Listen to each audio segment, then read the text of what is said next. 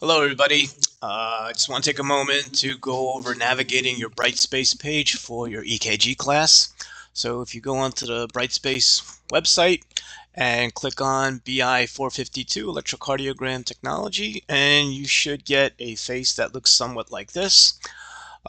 This is your home screen. There are a number of different sections to it that I just want to go over briefly. First, we'll start off with your course outline. It's in two formats, one on Google, one on PDF.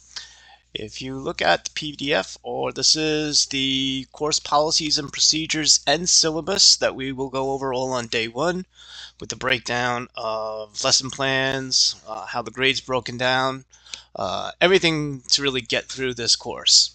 Every time you go to a section and you want to go find something else, always go back to course home. I can see the next section. There is a section called course documents. Every now and then it might put something interesting up there, like a little reference material or training aid. I like to scroll down here for a second where it says weekly learning folders. So when you click on that,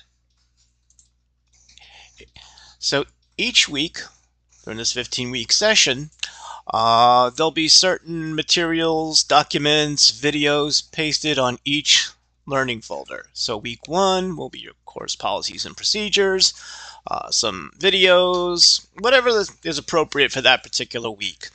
There'll be your textbook published PowerPoint slides, as well as the slide presentations that we go over in class.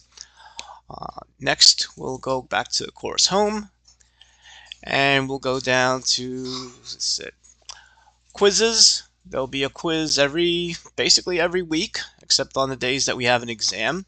And quizzes are pretty much 15, 20 questions, multiple choice, covering the previous week's material. They are timed. They make up about 10% of your grade, so it's important for you to stay on top of the material.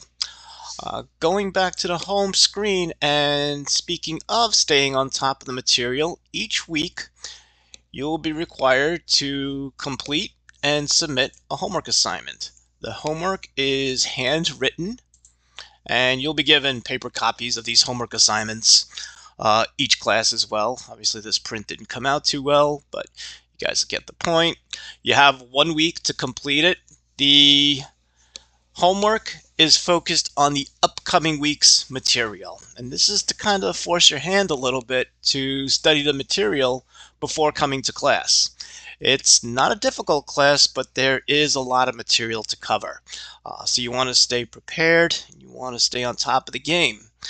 And then after the homework is submitted, at that point, the answer keys to each homework will be opened up. Obviously, they're not opened up right now because I want you to do the work yourself.